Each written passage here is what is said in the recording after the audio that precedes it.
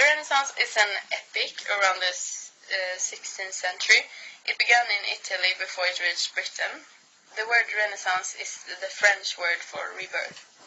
The Greek and Roman thoughts and art were rediscovered, and the ideas and the ideals were affected of the church. Unlike the earlier times, religious issues are less common in the drama of the period.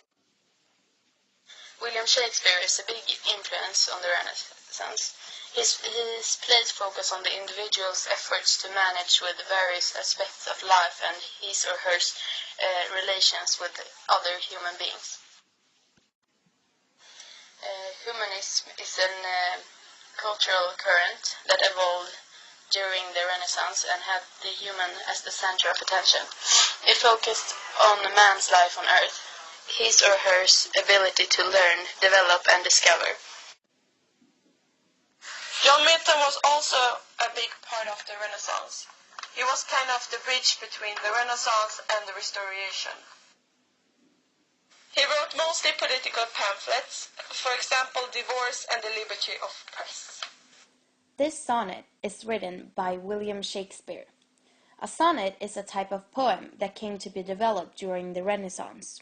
This sonnet is about a man who is like a patient in fever, and he has been declared past cure.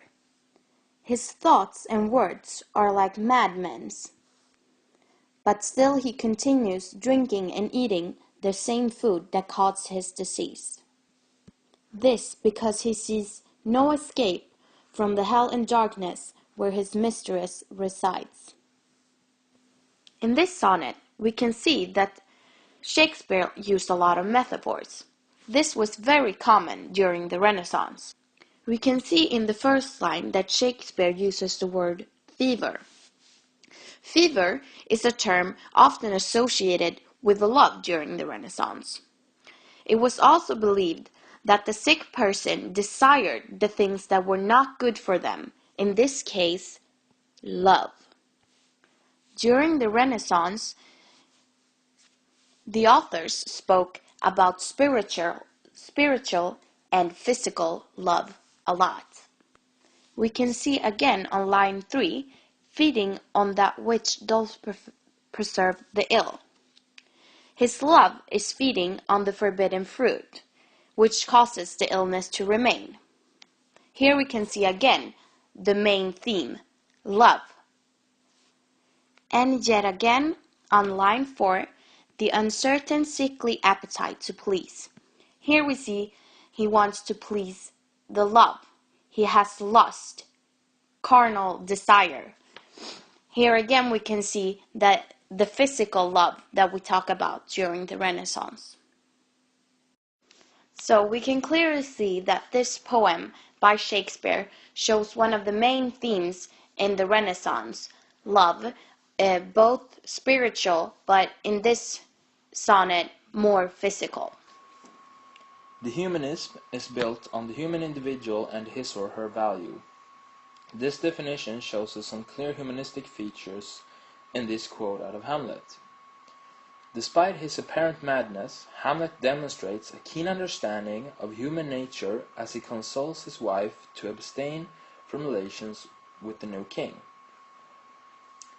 This is a very common way of writing during the Renaissance, very short sentences with lots of depth.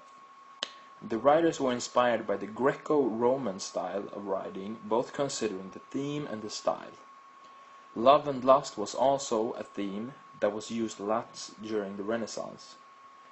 By just reading the quote, we can see on the first line where Hamlet is talking about first easiness, then abstinence, and the next more easy. Since we can only consider the quote when analyzing it, we can assume that Hamlet's wife, since he's talking to her, was perhaps cheating on him, which can be both seen like a sort of betrayal or a form of ruined love.